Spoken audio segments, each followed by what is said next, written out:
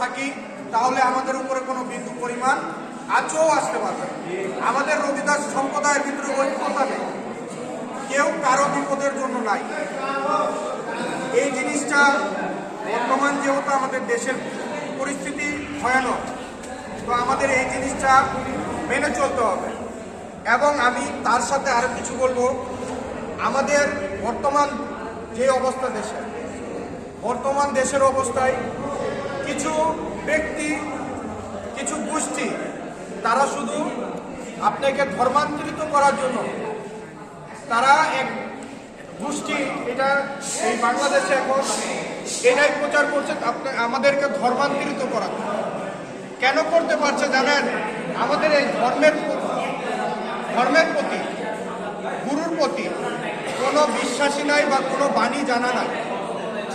আমাদের বাংলাদেশের পরিস্থিতিতে যেমন আমাদের সৌদ্যভাজন একজন বাবাজি মিলনদা, উনি কিন্তু বাংলাদেশের 64টা জেলায় চুষে বেড়ান। উনিও জানেন যে আমাদের বর্তমান দেশে আপনার ধর্মান্তরিত করার একটি গোষ্ঠী তৈরি। তো আমি সকলকে অনুরোধ করবো, আমার করজোর অনুরোধ, আমার সেই সৃষ্টিকর্তা যদি চাইতো তাহলে আমাকে অন্য ঘরে জন্ম দিত। সে সৃষ্টিকর্তা চাই নাই বিদায় আমি আমার সনাতনে জন্ম, আমি আমার সনাতনকে নিয়ে থাকবো। আমি রবিদাস, আমার এই পরিচয় সবচেয়ে বড়। কেউ কারো পরিচয় দিতে বিন্দু পরিমাণ ভয় পাবে না। আমরা সনাতন, আমাদের পরিচয় থাকবে। কোনোদিনও নিজের ভিতরে এইটা আনবেন না যে আমি আসলে এই দেশে কিছু না, আমার এই দেশ কিছু না। যখন নিজের ভিতরে ভয় আনবেন তখন আপনি এই দেশে আর টিকতে পারবেন না, এই দেশে আর টিকতে পারবেন না। একে অপরের ফল। আমি সবাইকে অনুরোধ করব, কারণ বর্তমান দেশের পরিস্থিতির হিসাবে এই কথাটা আমার বলা না।